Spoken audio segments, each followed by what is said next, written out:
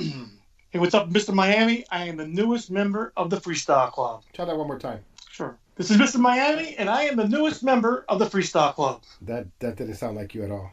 Do that one more time. That's my DJ voice.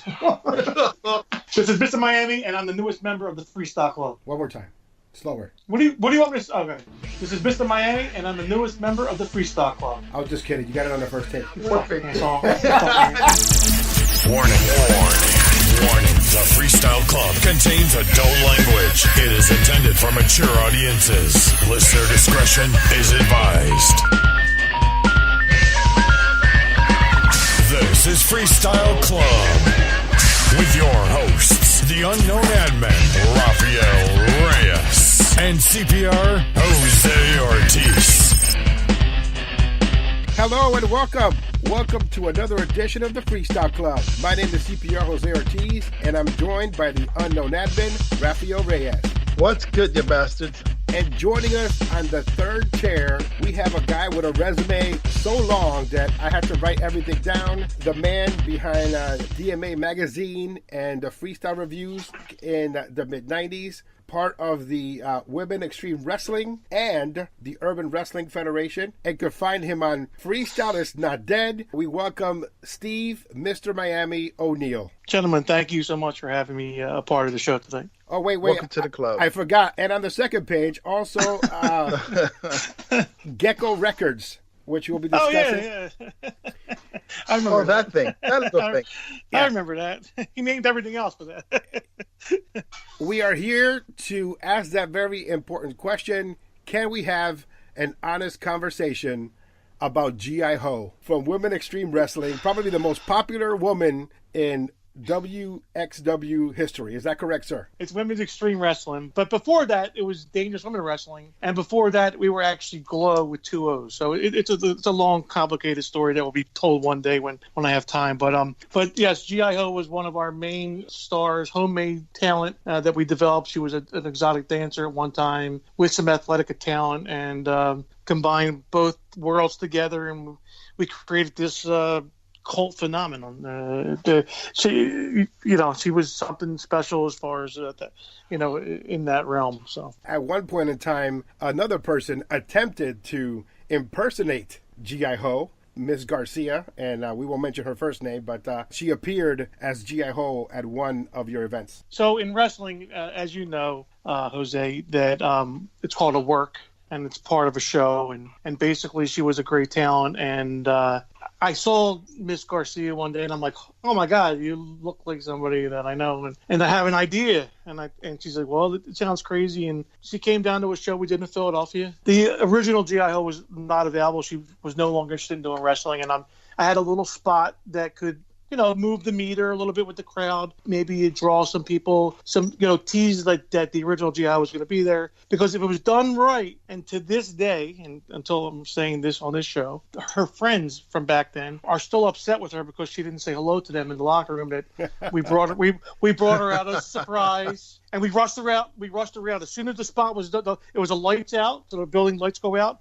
She gets carted to the ring. She's out. She does a spot with it. I think we do something with a chair, and which I'll eventually put the video. The video's never been released, but the spot goes on. It's over. The crowd goes crazy. Lights go back out. My security rushes her out because I don't want no one know that we're pulling a showbiz stunt. Some smoke and mirrors, if you will. And like I said, I got a lot of complaints. People hot at the end of the night about, I can't believe she didn't come back here. Who does she think she is? And I'm like, oh man. So you had to explain it, huh? No, you did. I just said no, because see, that's the one thing in wrestling. And Jose watches a lot of wrestling, so he understands where that's the part of wrestling. It's 99% of it is pre-planned. Look, real injuries happen, real blood happens. But if you can make the audience, for just a percent, just buy into something, that could be real, or that's real, right? Because there are things that go on sometimes that go off script, and it is real. And that's the beauty of, you fool the audience, or you not fool, but you get them to buy into what you're doing. But with wrestlers, if you can get a wrestler and entertainer to buy in, it's even a bigger pat on your back to be like, good job. You don't normally do what I did, but sometimes you just take a shot. To compare it, we could only compare it to the Undertaker versus the Undertaker angle, where we had one real Undertaker and one fake Undertaker, one real G.I. Ho and a fake G.I. Ho, and right. I guess we'll leave it at that. This is the Freestyle Club. Topic of the week. Let's talk freestyle. Freestyle. This week's topic of the week is Hot Productions, and the man joining us this week, Steve, Mr. Miami O'Neill, knows a lot about Hot Productions. Tell me how you got involved with Hot Productions, Steve. My brother, Mike, a.k.a. Rughead, he's like, we need to start our own label up. This is when Tasmania, the Viper, Willie started his stuff. And I'm like, I really didn't want to do it. I was dabbling into music production. I got to hang out with the guys from Tasmania, but more importantly, I got to really hang out with Adam Morano, to go over to his house and watch him do the Viper stuff. And, at the time I think I was writing for DMA. That's how I, became friends with Adam, because, at a point, everybody uses everybody at a point, it's networking. Adam gave me some great opportunities where I got to do the Viper Mega Mixes. It was probably the biggest thing I ever did in my music career so far has been like the Viper Mega Mixes, especially the first one. I'll Be Loving You on it. I'll be loving you all my life, till my dying days through. I'll be loving you forever. Being able to hang around them and becoming friends with them, my brother's like, we need to have our own label. And I recorded Topaz. We did Dreary Day.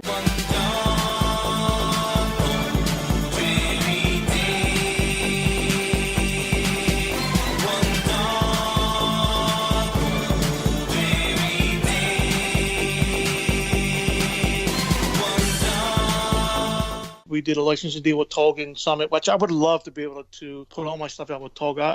I'm a big Tolga mark. His production and style has been a heavy influence, in my entire life, from DJ to production. And we licensed Dreary Day to Summit, and then I think soon after we started Gecko, and I shopped some stuff around to some people, and no one was really biting. And look, I had the greatest stuff or anything. I taught, that's the one thing I taught everything myself. I taught how to play keyboards. I just learned from watching Adam and Federici in the studio, and then we did a record late '80s called "Take My Love." It was our first record. OTL was the name of the group, which was stand for On the Loose, and the reason I even got that name was from the Carlos Berrios record, the Jasmine On the Loose. So we took it OTL, and then people made fun of us, called us Out to Lunch and stuff like that. And so I meet this guy, I'm DJing at a bar, a nightclub on Sunday nights, and they were a rock band, cover band, and they would play Wilding by Tone Loc. So I started mixing in my headphones, Push It, Salt and Pepper. So then one day I decided to get the balls up, and I just went live with it, and boom, there it goes. Anyway, long story short, the one guy in the band has a studio. Kind of looks like Stevie B a little bit. Wasn't Stevie, but so we go to the studio in Trenton, Hamilton area. I spent like $1,400 on a demo. Every week we went back. I just said to my brother, want to do a record one day, and met a guy, an engineer there, Jamie Tresh, who works at Q102. He's probably the only original person who still works at Q102 to this day in Philly. And Jamie's like, listen, you guys might want to think about pre-production. And we're like, what's that? And that's how we got the keyboards. That's how the whole Gecko thing even came about. So then we're shopping this stuff around, some demos. And I heard stories about it. I mean, I've read Hitmakers or Hitman or whatever.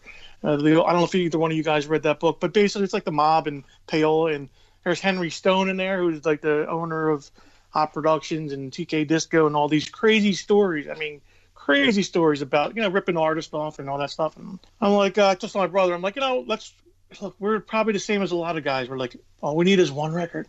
That's all you need. You can live up one record. We see that now to this day, So Paul's like, I'll give you a small advance or whatever. And those advances in Hot Productions, those are the killer. That's the reason why, in my opinion, freestyle is dead, because those advances, man, everybody and anybody can get that advance, and they were giving those contracts away very, very easy. It was like the first and last check you're ever going to see from Hot Productions was when you signed that, when you got that advance. I might have got like 2 royalty statements out. I think I put 10 CDs out from them. I might have got like 3 or 4 statements tops, from my entire time with them. I could have, look, I'm a different kind of guy thinking, I think a little differently. Actually, I think a lot differently than a lot of people. I was looking at Hot as, launch point, but I got to be honest with you, back then, this might make sense to people. I wanted to be the man, but not be the man. Meaning, I wanted to have certain things, but I didn't want to have to do certain other things. Like, for example, just kind of stuff you guys were talking about a few weeks ago with what Artie was talking about with, being your own brand, getting out there and doing the work. Look, everyone wants to just show up and perform. Go do the music, write the songs, produce the beats, the keyboards, all that stuff. Okay, that's part of the job. The next part is even the harder part is selling your stuff. And the reason that I think that I find that people don't want to do that is, and they won't even admit it, and I can understand why, to say, I don't want to be rejected. I don't want to be a failure. I get it. But in this world, whether it's music or comedy or acting or your own lawn business or whatever, you have to put yourself out there. This is the Freestyle Club.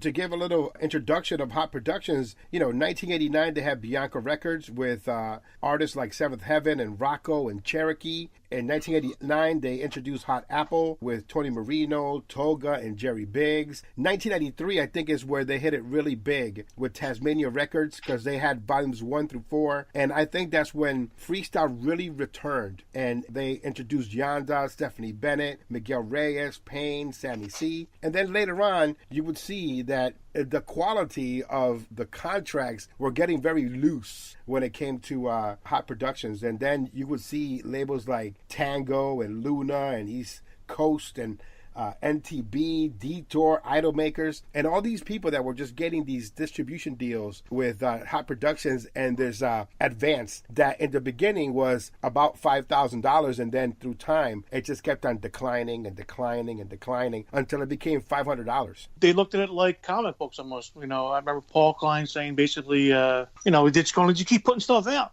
because people are they're just going to keep buying. They're just going to keep buying.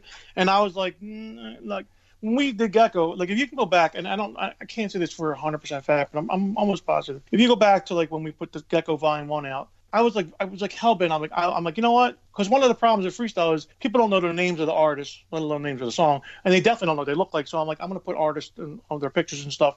And I feel like we were like one of the first groups to start doing that. We were one of the first groups to actually have a website.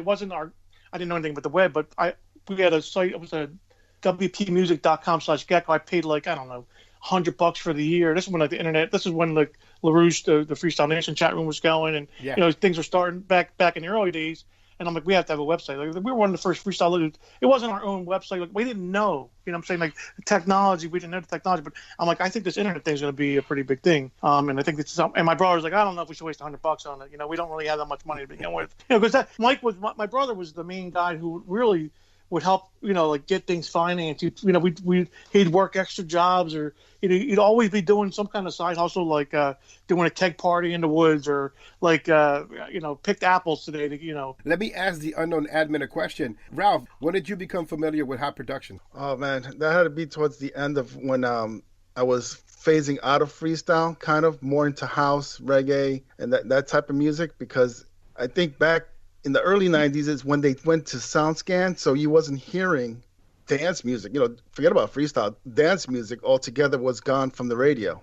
Yeah. So, you still hear in the clubs, but, by then, we were listening to, all kinds of other music. So freestyle, was always there, but it wasn't there as much, at least for me. Because as a DJ, you play different formats. And so freestyle by then was already on the decline for me. Yeah, and I agree. It was only until 1993 when I first started CPR's Clubhouse, the radio show at 103.5 in Massachusetts, that when I started receiving the Tasmania record stuff, and they started putting stuff out on CD, and for me, I rejected the CD. I'm like, no, I'm not. I'm vinyl. I'm vinyl all the way, And so, but when going to the Music Center and getting Volume 1, and immediately they already had churned out Volume 2, it was 2 volumes of pure freestyle where most of the songs on those compilations were really well done. Especially volume number 2, and volume number 2 was amazing on Tasmania because they had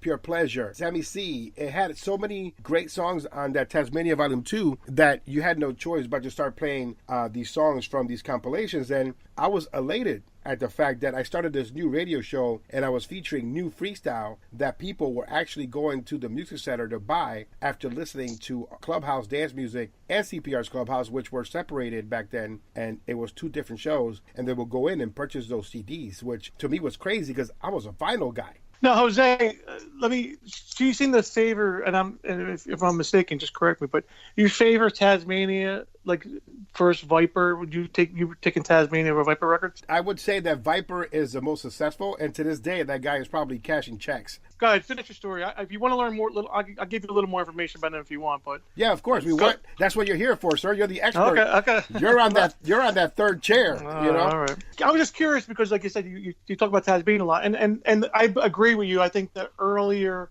editions of Tasmania were better than the later ones. And not so much of the lineup. I just think they were just in a better spot when they started. And I think as time went on, I think because of those advances and the checks, they just started cranking it out. Like, let's just almost the same thing with Viper, the cookie cutting and stuff.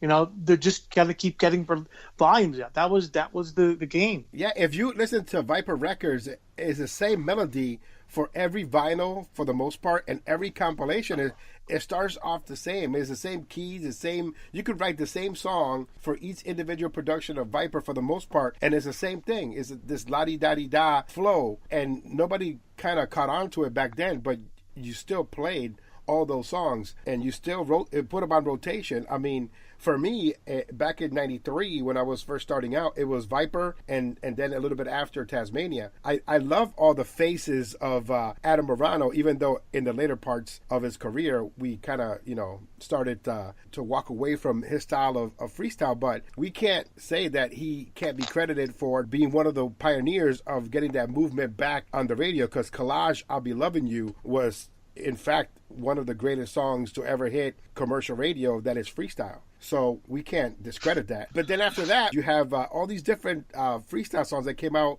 through Viper on Metropolitan that just kept on getting cheesier and cheesier by the moment. And then here comes this Tasmania Records, and they introduce Pure Pleasure, Sammy C, Miguel Reyes, Yonda, Gina Lanzi, all these different artists. And then they had the pictures in the back of the record where you see like, oh man, look, Stephanie Bennett. She looks really pretty. We got to support her because she looks really pretty. You know what I mean? We laugh, but serious. It's the same thing for Angelina or Jocelyn Enriquez. It's like these are hot girls. Let's give them a little rub. Let's play these records. So to circle back to Hot Productions, I give them the credit for bringing freestyle back, but I also give them the credit for killing it. Let me give you an example. We had a store here in Connecticut named Mr. Musica. I remember getting charged from that store. Mr. Musica was the type of store that you give him a product and he can move hundreds and hundreds of units from that particular spot. So he would get the Tasmania Records 1 through 4. As a matter of fact, this was one of the first areas that brought Tasmania to do their first concert with Bobby Delonte and Stephanie Bennett and a bunch of others from Tasmania. But Mr. Musica started with all these quality freestyle compilations, and then a few years later, he was shut down and he was gone because he had to lie. He would get a bunch of product from Hot Productions who would give him a good deal, but then he started churning out all these bad compilations. So it went from getting compilations with a half a dozen good songs to getting compilations with nothing that's redeemable, and that's what kept on being pumped out. And then he kept on getting all these returns, so people just stopped buying, and that's the unfortunate part. It also goes to some of the things that I warned people about when it came to the New England record labels, which we'll discuss after, maybe at another episode. A lot of the stuff that Hot Productions gave the freestyle community is what started them going to the stores to purchase, and then stopped them from going back to purchase in a few years. I like your train of thought. I think I never really thought of it like that, but I agree with what you said. They were responsible for so many, and the quality control after a period of time just went away. So.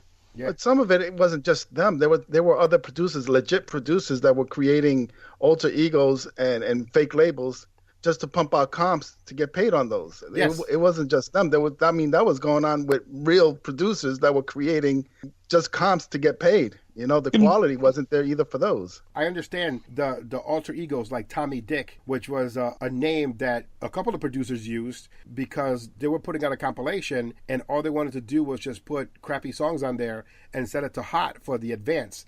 when the advance was $5,000, I'm like, hey, I could make a cool $5,000. It doesn't matter what I put on the compilation. They're going to get it and take it and sell it. So, they started selling these compilations for $5,000. And after a while, when Hot Productions' numbers started dwindling, they started decreasing the advance. But it was still good enough for people to be like, let me get this 8-track cassette that I found on the bottom of my bed and let me clean it up, and I'm going to send it to Hot Productions. There were times where they would modify the person's voice, or it would be the same artist like 9 times, and they would do that just because they wanted to get that advance. And I can stick up for them by saying that if somebody's giving you a few grand and you're a producer and the work is not coming to you, it's easy to get this anywhere between $2 and $5 grand from Hot Productions. I'm going to go ahead and take it. This goes to the thing about, being creative and really getting behind your projects and creating them versus the business of music. Like, listen, as we're all freestyle supporters and we've done this and that, but the bottom line is it's a business. And if someone's going to pay somebody to do that, then they can do that. Now, there's a vicious cycle. Exactly what you just laid out happens, and then the genre kind of goes away because of these lower quality productions or duplicate stuff. So it's sad in a way, but it's just a very weird dynamic. Is it right for that person to be able to go make those records and sell them? I mean, there's no law against that. No one's forcing anybody to buy them. So eventually, they abuse the system and it goes away. And we can't say that was the only reason that it went away, but it definitely played into the part of the demise of the genre. Yes, it's still there in some facets right now. But look, in the mid '90s, mid to late '90s, that's when I started to fade out from the entire scene altogether. As far as not just producing, but even people playing the records. There wasn't a lot of good records anymore. And dude, don't get me wrong, I played a lot of crappy records, and I'm not saying they're crappy. In the respect of we look back now as adults and being more mature and learning stuff, we look back and say, maybe the records aren't that great. But I always say, who's the person that says this song's good or not good? Because I did that at one time, but it's not my role to say that. Let me ask you a question about that. Did you ever have an issue with the fact that you were that you were reviewing compilations and CDs and 12 inches and a bunch of songs on DMA magazine, but you were also churning out Gecko records? And so was there like a conflict of interest or anybody calling you to the table? Because I get that now. No, because if you go back and look at the DMA magazines, and I'm just to the best of my knowledge, and you might know because if you have a good memory, I didn't really shill the Gecko records like I should have, because again, I was almost, and I don't want to use the word ashamed, but I didn't want the rejection. It was like, when you put something out, you want everybody to like it or love it or whatever. So if you go back to DMA magazine, I don't really think I shilled where I would highlight I might mention it, just like I mentioned everything else. I don't think I ever went overboard in my stuff and be like, this is the best record of all time. You have to buy, Fabiano, blah, blah. I don't think I ever did that where I did that to stuff that I did like, whether it was Morano or some Tasmania stuff like, Stephanie Bennett or Pure Pleasure or whatever, or anybody else, from around the country that I got in. People love to read the column because, I was like the Howard Stern of freestyle. I just said whatever was on my mind. Jose, you were kind of the same way with doing your shows where you would always, bump heads. I think we bumped heads back in the day, just our personalities and what you liked, what I was doing or whatever the case may be. But here we are with DMA magazine. Yeah, I don't think that I shilled my stuff to the best of my knowledge. I don't remember that. Look, people love the column. It was entertaining. I did say some stupid and crazy shit sometimes. But on the other hand, I was just a reviewer and was my opinion. I had people that came to me I was with a music conference, used to have the freestyle panel over here. They stopped doing it. So I'm like, you know what? I'm going to write this guy and we're going to try to get a freestyle thing. And I actually put one together. I had Jerry Salerno on there. Morano flew down. Mickey Garcia. There was a few other people on the panel. But during the panel, I get a girl from Micmac, Josepha, I don't remember her last name, and she tried to say, well, you said this and this, and then I'm like, okay, yeah, I did. And looking back, it's it was kind of an asshole move. But I got to say that I think I made up for it a little bit. Both you guys know or have seen, over the last 15, 20 years, I'm still doing these small freestyle shows. Dude, I give the stage to people that probably shouldn't be on the stage. I look at it now who am I, to not I have stage time? Why not give them the opportunity? You know, like they're going to find their way, whether they're good or whether they're bad. They're either going to get better or they're going to stop. And that's what I started to do with the stage, and with whether it was DJs or performers. They want to open up the shows. I would try to book like a TKA or Stevie B or whatever, and then I would always try to load up the show with artists that aren't known but are decent. They're like, I like them as people. They're cool. Like the Paynes and the Stephanie Bennett and the Pure Pleasures back in the day. Like, it's funny. Time flies because we did a Payne show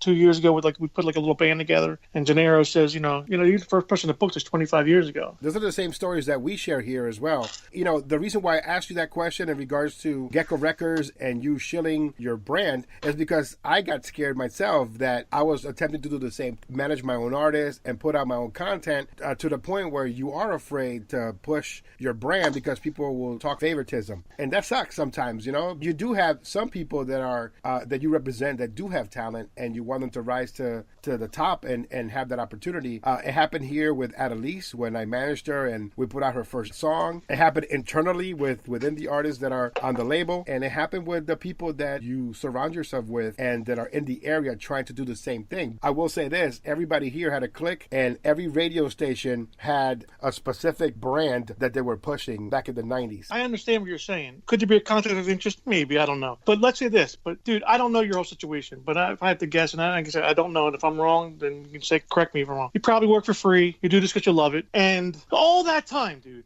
okay, you love everybody, you're supporting them, whether they liked you or not, or you were being a dick or whatever the case would be, you were playing records for everybody else. You have to find a way to take care of yourself, too. So, like, maybe back then I might have been like, that's fucked up, he's playing his own record. But that wasn't the only reason that you were doing it. You've always done it. You're still doing it. You're doing it when you weren't doing music. You know what I'm saying? So, like, it's like almost like, okay, perfect example. In the 90s somewhere, we did, I went and bought airtime on Boss 97, which is a P2 station down to the Jersey Shore. In the summertime, the station was kicking, and they used to play some freestyle. They play top 40 and stuff. I bought like Monday nights at midnight, like midnight to 2.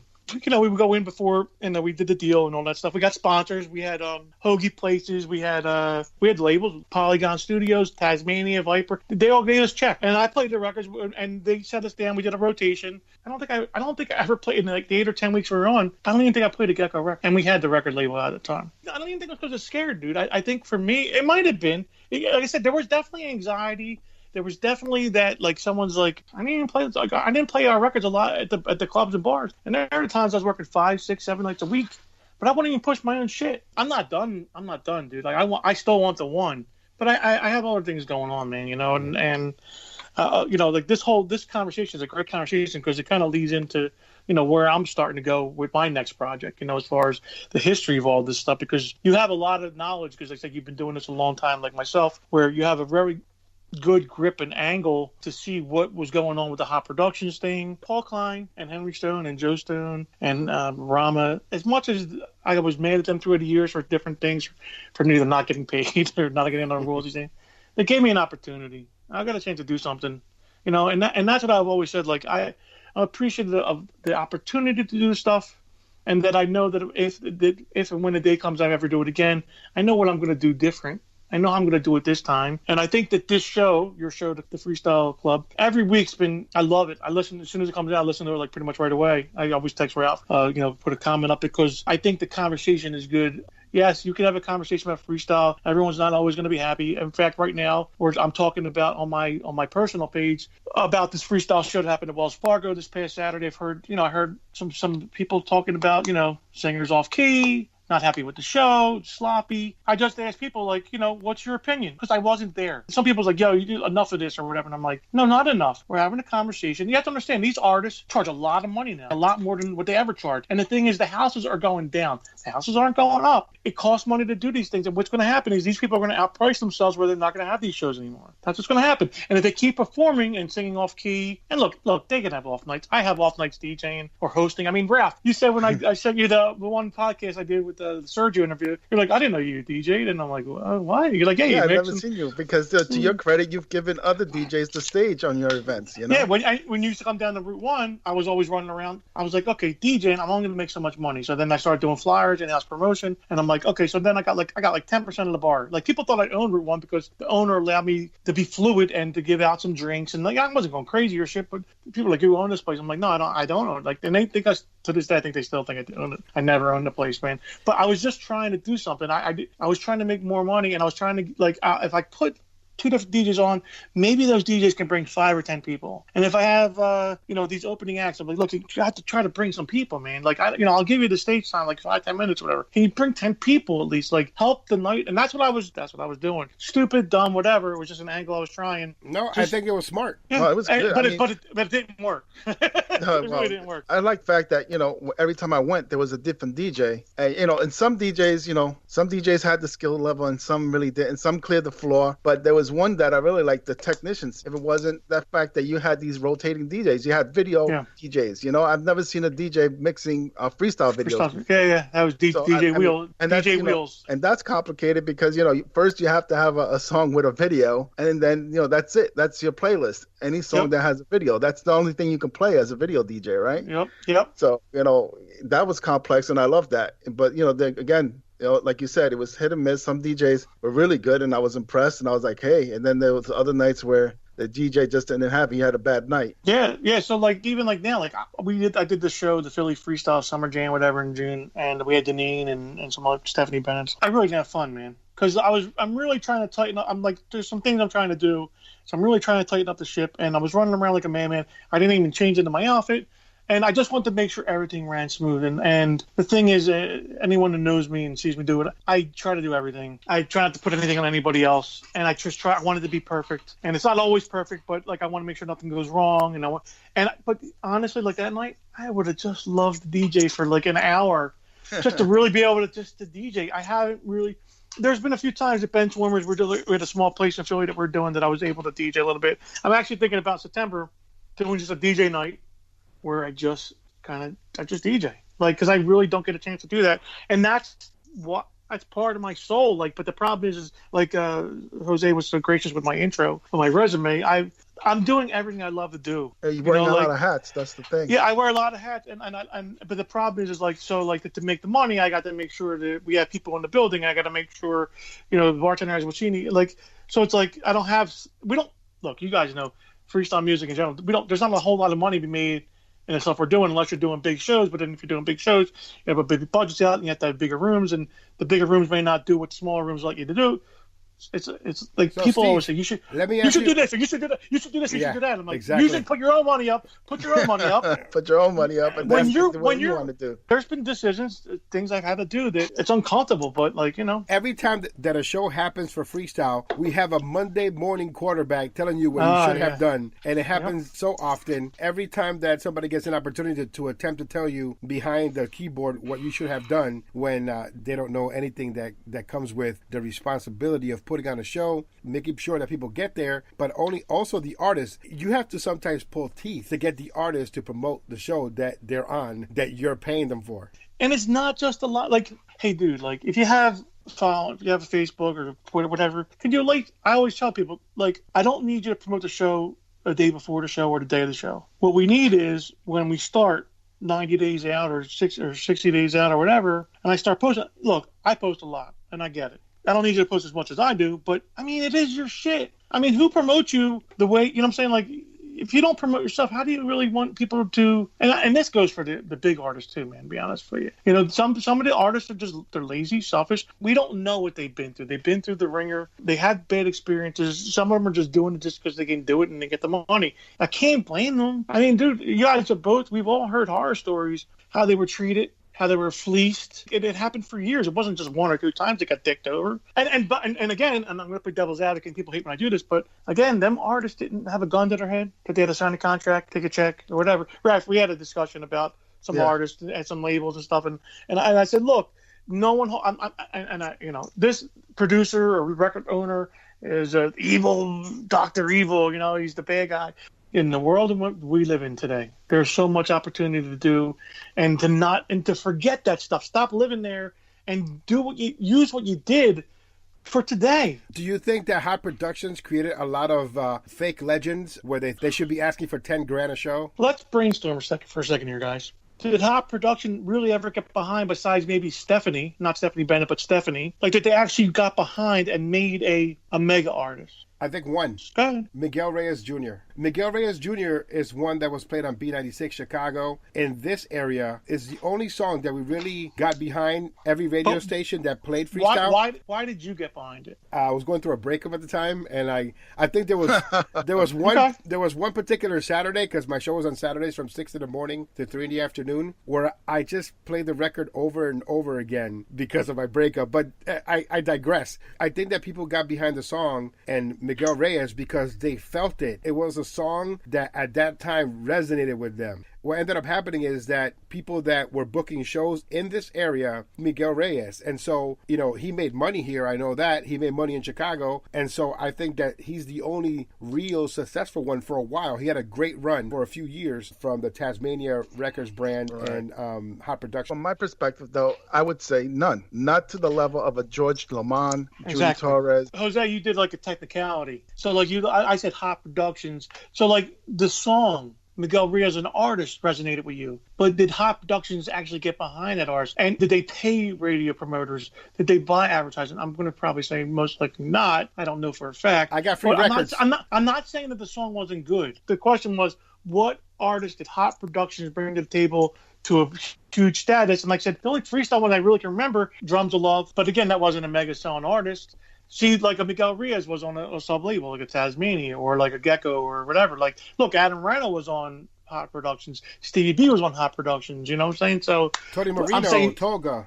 All these guys. So what artists, though, did actually Hot make? I'm saying as far as freestyle-wise, did they make a freestyle legend? But they gave Miguel Reyes and many others a platform to be out there because they did service record pools. They did service radio stations. And like I said, I'm sure they did pay some radio promoters on. Like I know Drums of Love was getting a push, and Q102 wasn't just playing a record because they liked the record. You know what I'm saying? Yeah. Like the Hot Productions machine, that's what it really was. It's a sales machine. It's a catalog. Back when we got on Hot, when we went down to the office and stuff, and they showed us all the oldies catalog. They're still licensing and making money on to this day. Yeah, they own everything now. You have Judy Torres on there, Adam Morano. You have AB, who remade all the TKA songs, and you have Little Susie. They even own CPR's Clubhouse Freestyle Madness, the original. They own that specific compilation. They own AVP Records. They own Luna, East Coast, Idol Makers, Tango, Primetime, Detour, the Nasty Boys Project. We could go on and on. Toga's Project, and a host of others. They even have Stevie B's Greatest Hits on there, where they re-recorded their vocals, which wasn't that good, but and a lot of re-releases. And to this day, they have a new name, of course. Wonder why that is. Well, of course, we all know the reason. But the question to you was, did they make these legends or people that feel that they're legends now because they had a song back in 1996 and 97 that at that time was being played? Because I see that a lot now, and I think that they are the reasons why they don't get booked. Because they don't want to take $300 for a show. They want $1,000. Hot Productions as a vehicle, they've given opportunities. That look. We all lose track of this. It's a music business. Perfect example of what you just said with the artists. They don't want to take $300. They want this. In Philadelphia, there's only a few spots that do shows. First off, and I don't know anybody that does small shows like me. What happens usually is I start doing shows, and then you start seeing some people pop up and do them, and they stop doing them. And why is that? Because there's no money to be made. What you say the artist demands is one of the greatest factors to putting on a show, their pay scale or whatever. Is that the biggest hindrance to putting on a freestyle show in these small venues? Sure. So it's like this. So I've been doing this for a long time. I have a pretty good idea of what we're going to draw with artist X. I'll shoot them an offer, or they'll say what they want.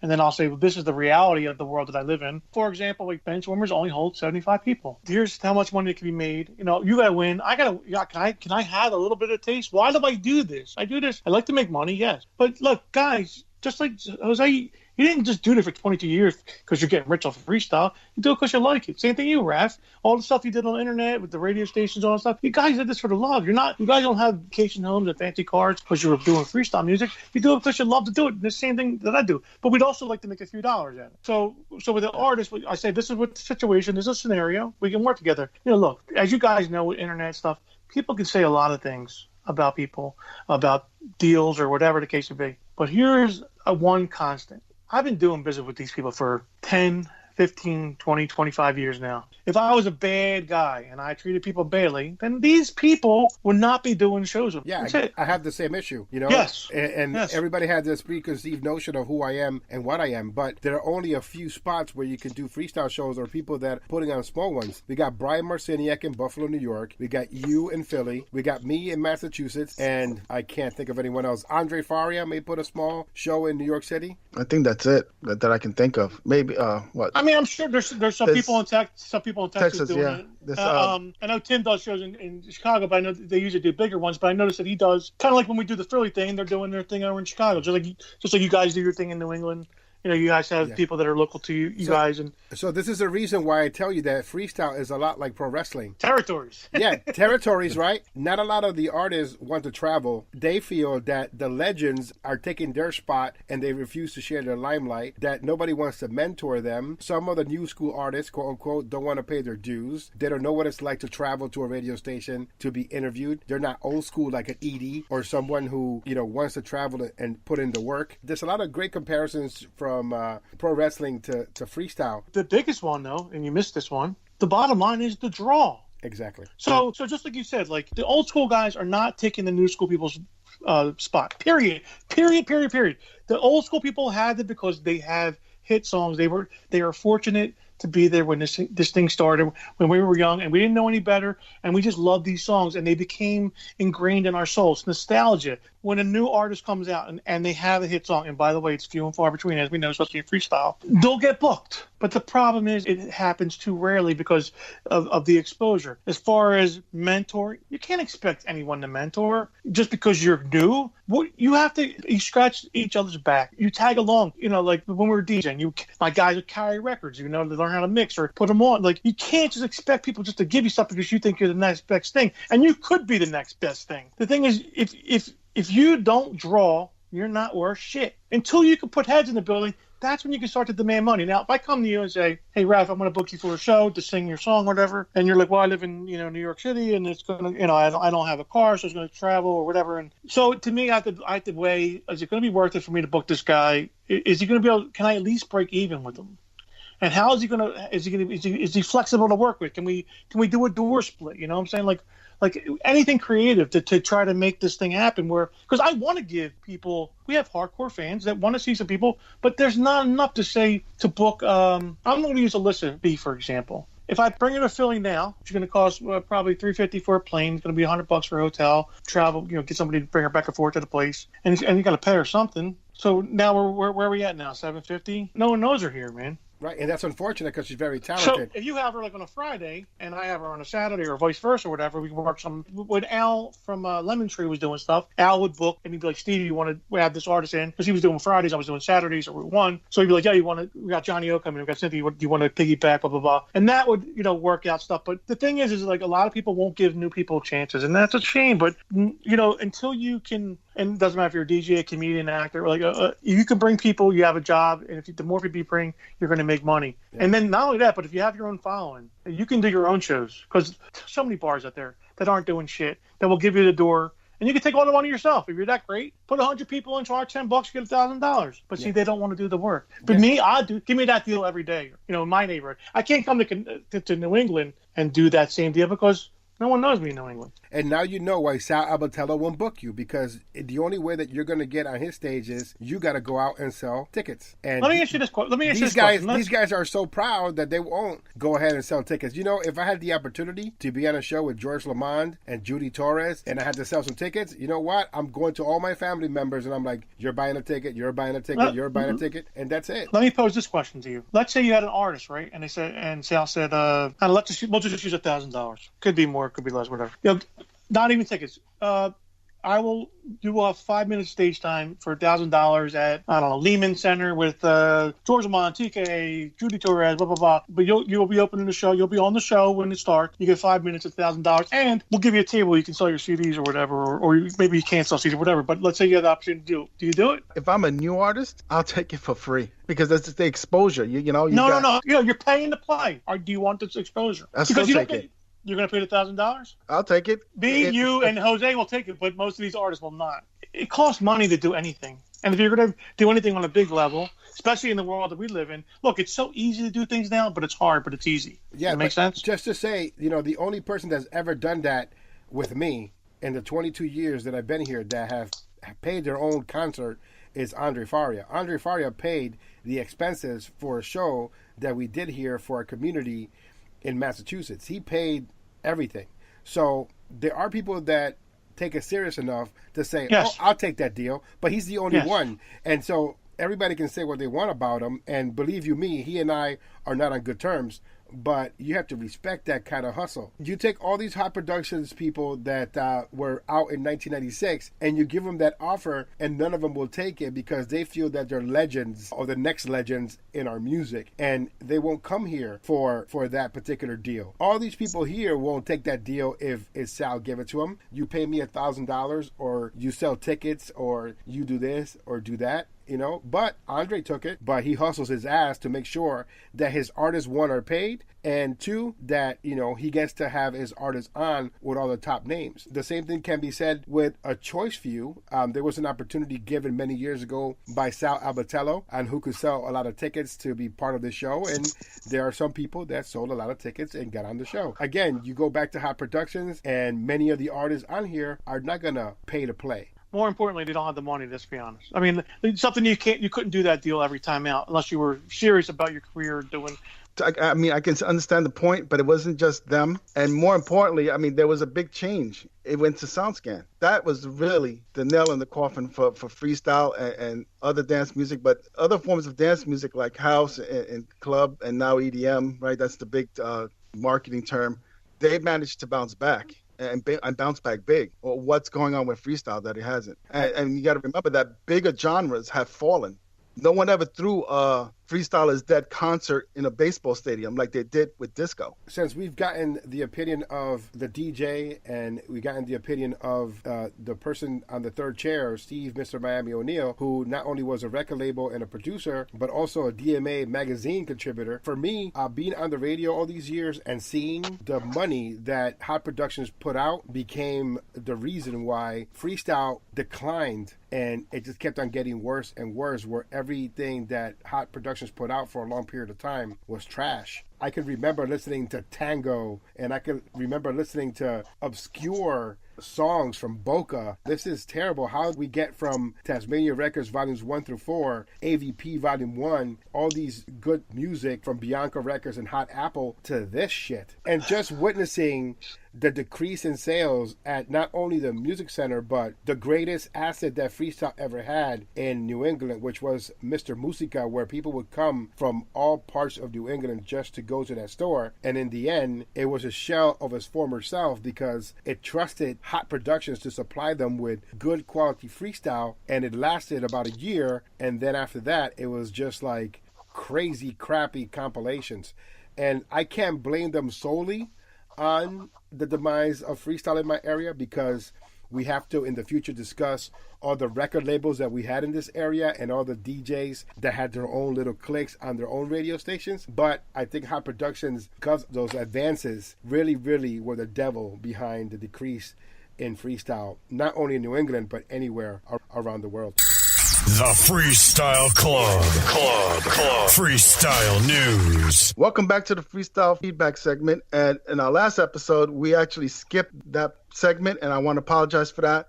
Our intention is to share the feedback we get every week, whether it's negative or positive. We definitely want to share it with everybody and appreciate that we get that feedback. To that end, we have in our third chair being hosted by Miss Miami, who I believe wrote the most extensive and probably the most critical feedback to date that we've gotten on the show. So we're going to ask Mr. Miami to stay to discuss his feedback from episode 3. Absolutely. Welcome back, Steve. So For those that didn't listen to episode 3, in episode 3, we had Artie Rodriguez come over, and he gave his thoughts on the GoFundMe issue. That's where Mr. Miami wrote this long dissertation. Now, he made some points. So first, the bashing of Lizette Melendez and the GoFundMe debate. Has anyone tried to reach out to Lizette Melendez on her thoughts and vision of why she went the GoFundMe route? So actually, Jose had tried to reach out to her, not only for this show, but for his own show. And I believe, Jose can correct me if I'm wrong, that she said that she would go on to his show once the project was done. Is that correct, Jose? I did get in contact with Lisette Melendez, and I did inform her that we were interested in having her come on my radio show, Clubhouse Dance Music Live on 90.7. I also told her that I was looking forward to spitting the song on my show, and I got a thumbs up. I followed that up with attempting to contact her with the invitation to still come in and promote her song Rise, and I got a thumbs up. That's what I got here. But there were opportunities for her to come on my show. I have asked her previously to come on my show. I've asked her even before the Freestyle Club was ever thought of to come on the show, because of the GoFundMe situation that started back in February 23rd of 2018, where she started the GoFundMe page. So I've been inviting her for a while. I'm going to give Steve a chance to expand on his thoughts about the bashing of the GoFundMe. Did you think we were bashing the artist herself, or were we bashing the process of the GoFundMe, or both?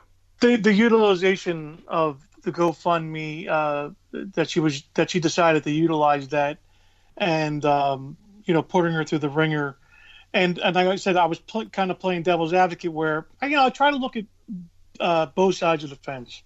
It's very easy, especially with the internet and social media, to jump to conclusions. And I'm not saying that what Jose said could be the truth. This could end up this disaster could happen, and you're going to hear all these horror stories.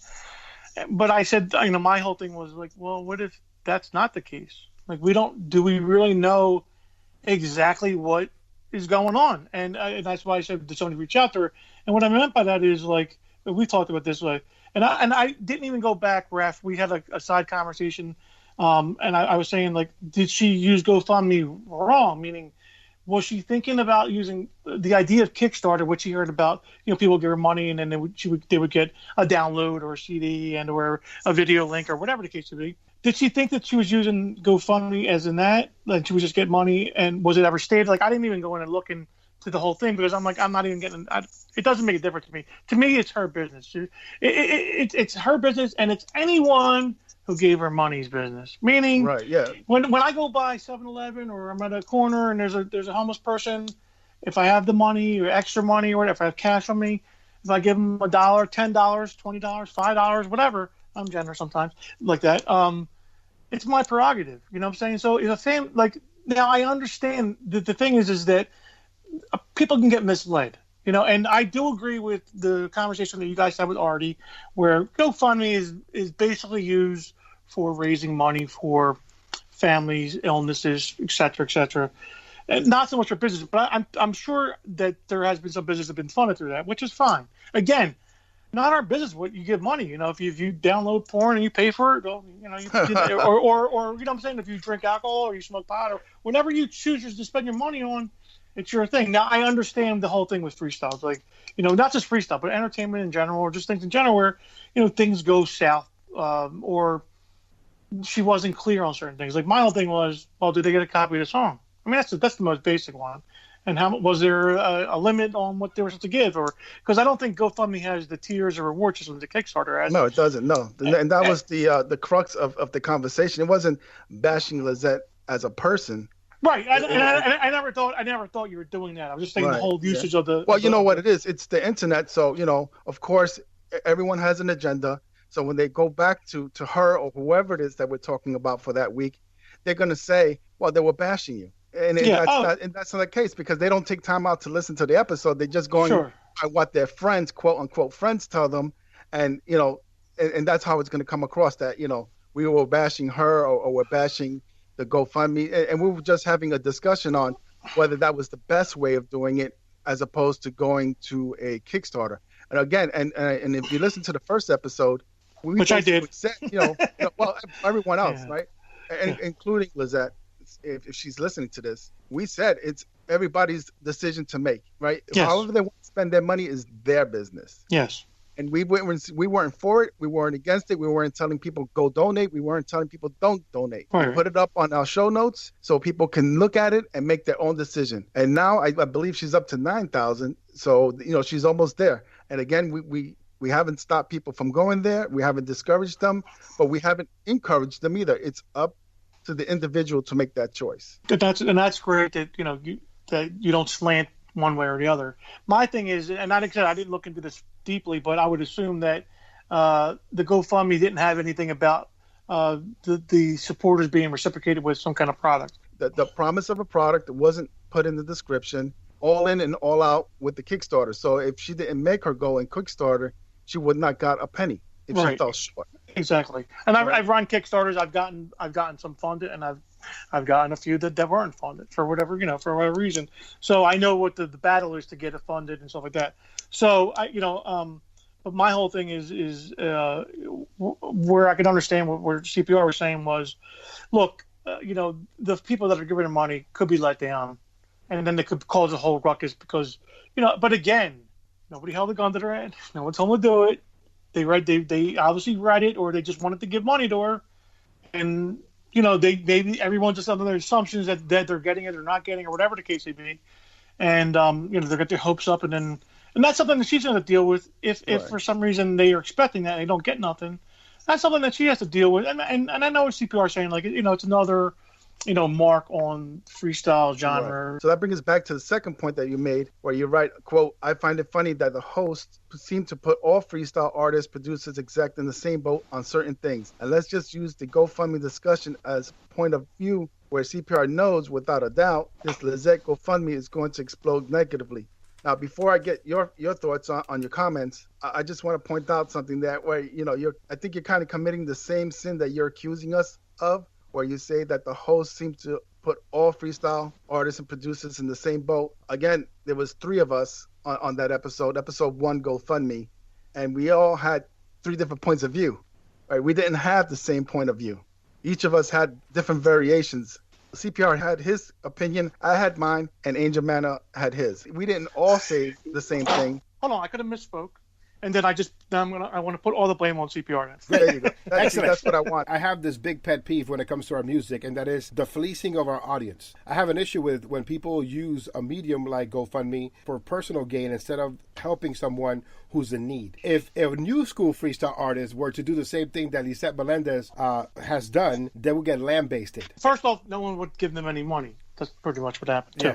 Yes. But they will be lambasted, they will be ridiculed, they will be made fun of. But because this is Lisette Melendez, one of the greatest freestyle artists of all time, she gets a pass. And so I have been approached by her various times on my personal messenger on social media to donate to her cause. So she didn't ask for money directly, but she kept on sending the link for me to donate to her cause. So it's something that irks me a little bit because of the fact that the song's already done. The videos has already been produced. Here we are, and she sends me the link to donate and keep donating to the GoFundMe page. It kind of irks me that that's still going on when the project is already done and she can go ahead and collect the $9,000, but she really wants that $10,000. Now, previously, there was another artist that did a GoFundMe page, and they did it correctly. They had a family member that was ill and suffering from multiple sclerosis, and that is Nyasia. She did GoFundMe for her son, and they gave her a hard time. They said that she was going to take that money for herself. They said that she was going to pocket that money. This happened back in 2016. Here we are, 2018. And we're pacifying Lisette Melendez going on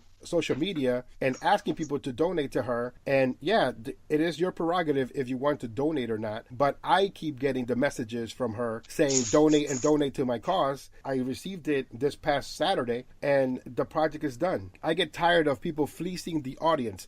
Yeah, there are a lot of donators that have donated to her cause, and to them, I commend them. But then there are some people that don't know better, that are taken advantage of. And so, we do have to put perimeters, and we do have to ask questions. The song is done, the video is done, so why are we still giving you money? Why are we still trying to raise the $10,000? So I want to give Steve a chance to respond because, it was his feedback that I want to discuss. So go ahead, Steve. Just give us what your train of thought was when you wrote that.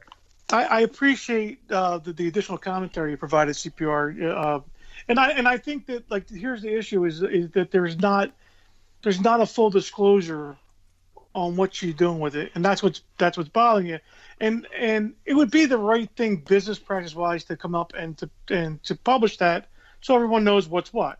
I'm sure Naija did in the unfortunate case with her son of having to say what was going on and where the money was going or vice versa. I didn't see that back then, but I can only imagine the stress of the family to go through. So the thing is who are we? Who is anyone? Like again, no one has to do anything. So should she have given disclosure?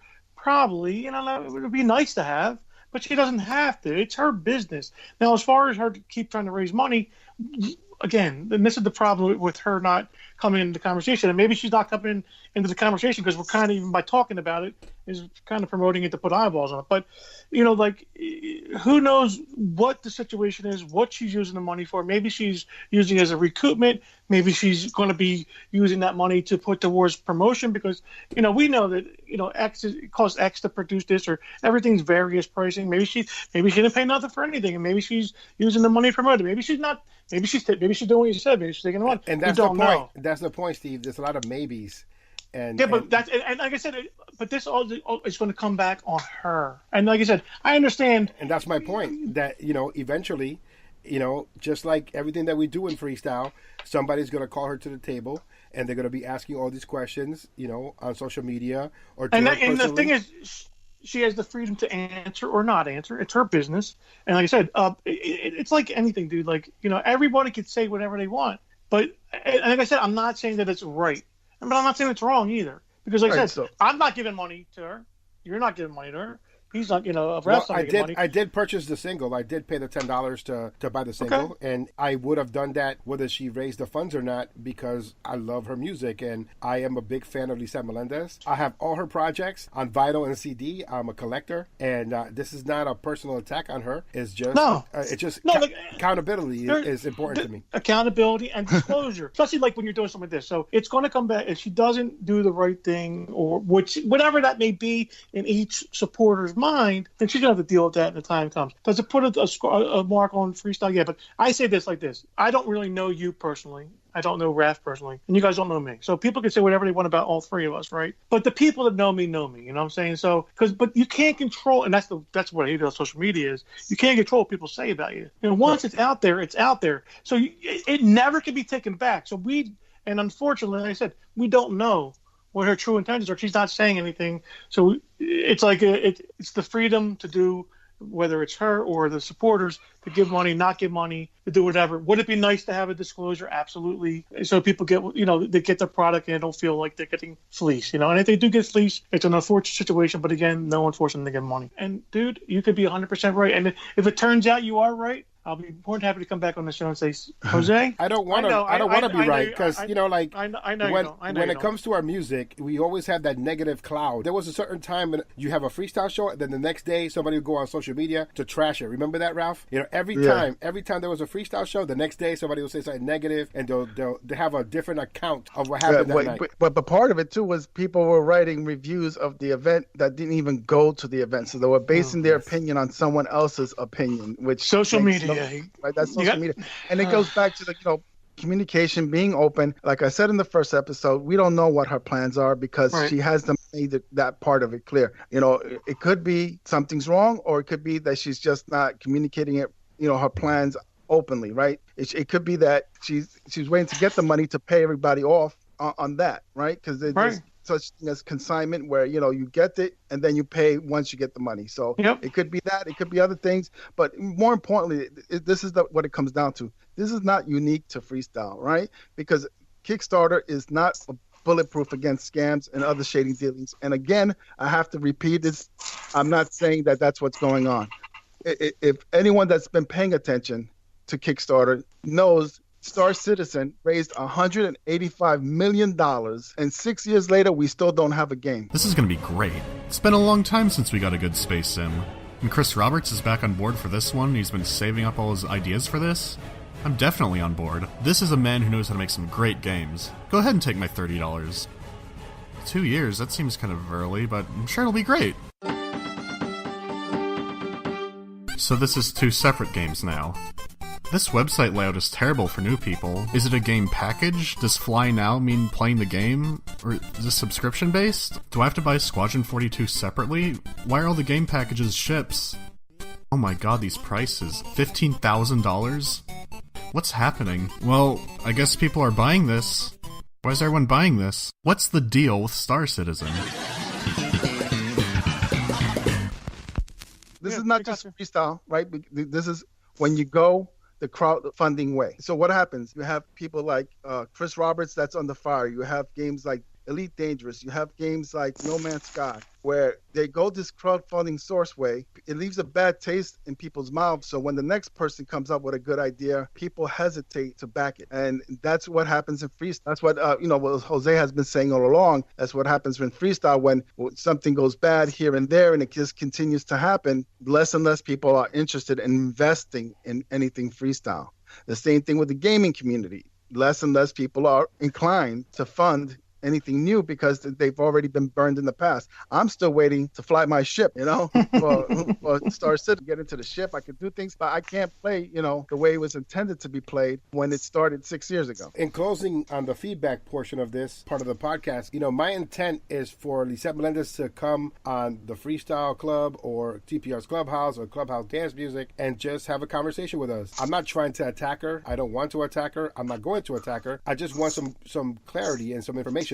If she chooses to want to do that. If not, then I bought your song. I'm going to play it. I'm going to continue promoting it because, that's what we do with good music. And I wish her nothing but the best. And I hope that it continues to be a positive thing for her. And we'll see what happens from here. Man, I like this new CPR. Subscribe to the Freestyle Club podcast, DaUnknownAdmin.com, and CPRSmusic.com.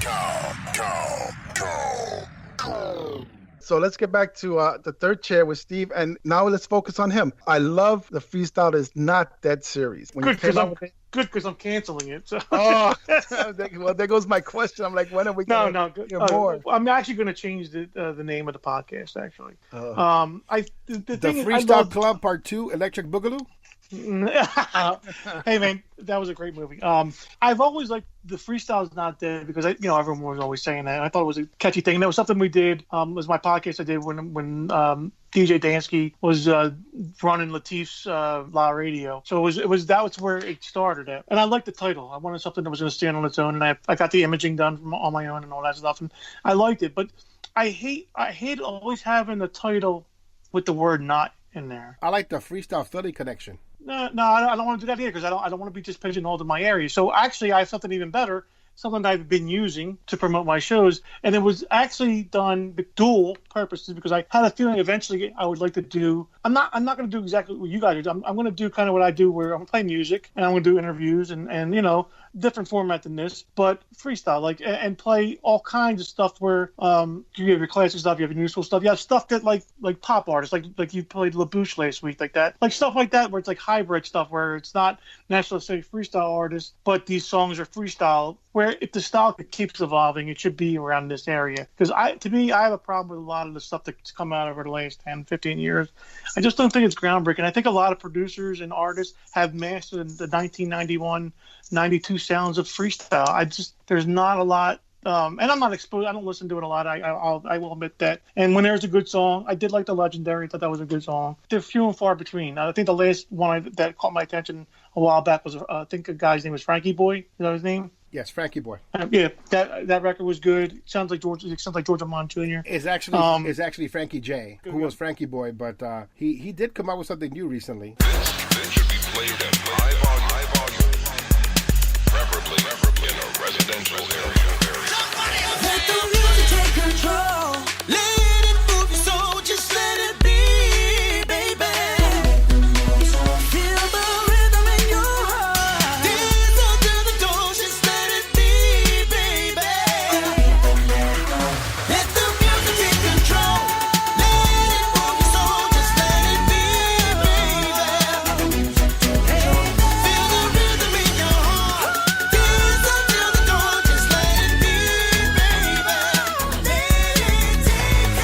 So anyway, with the podcast, I want to. I think I'm going to change it to the Freestyle Music Show. It says what it is. You know what I'm saying? It's a freestyle. So I can use it for live shows. I can use it for the podcast. So I want to go back to the imaging guy and get some new imaging done, and I'm probably going to rebrand it as that and launch that hopefully soon with the help of Raph, the go-to guy. This is the Freestyle Club. Pick hit of the week. Welcome to the Pick Hit of the Week, and as you well know, we go to the panel to find out what song the panel recommends, and right now, turning the page, is the unknown admin, Rafael Reyes. All right, so my pick is Audie Medina, Lost, by Brad Warshaw, Rock Solid Entertainment.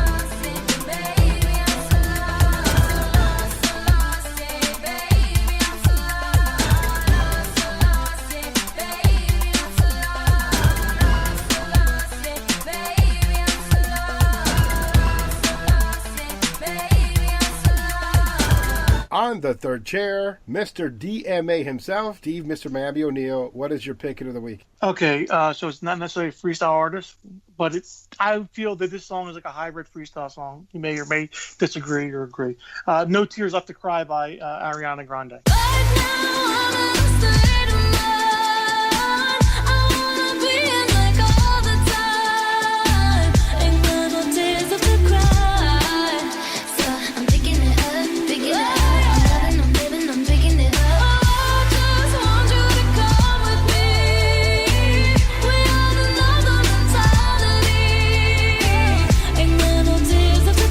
Oh, Raph, you're so excited about that. Is that third chair? I don't know.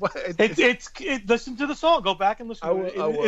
It's like a hybrid freestyle track. Well, my pick of the week is none other than Lisette Melendez, Rise. I got an opportunity to listen to the entire song and the various versions. And let me say, we have so many good things to talk about when it comes to the song. It's empowering, especially to women. And it's also a song produced by the Santana Twins, Charlie Baby, Tim Spinning Shomer. There's a lot of great versions of the song on here. There are actually 11 versions on the single available right now on your digital distribution sites. And right now, we're going to go with the pick hit of the week. My pick, Lisette Melendez, Rise. There's so much pain in my heart. You slowly tore me apart. There's not much more I can take. I'd rather be on my own than let you tear all this home. You need to go your way. Walk on now, 'cause love don't live here anymore. Well, that about wraps it up for this edition of the Freestyle Club. Unknown Admin, where can they catch you? They can find me at DeUnknownAdmin.com and by my pool enjoying the last days of summer. Steve, Mr. Miami O'Neill, where can they find you? And do you have any closing comments? Closing comments. First thing, put your money where your mouth is, people. 2, do the work. And 3, worry about yourself. FreestyleMusicShow.com. And if you're on Facebook, just put in Steve O'Neill or DJ Mr. Miami and let's be friends. Why can't we be friends? Why can't we be friends? I'm CPR Jose Ortiz, and you can find me at cprsmusic.com. And of course, live on 90.7 FM in Western Massachusetts and Connecticut. Peace, love, and freestyle.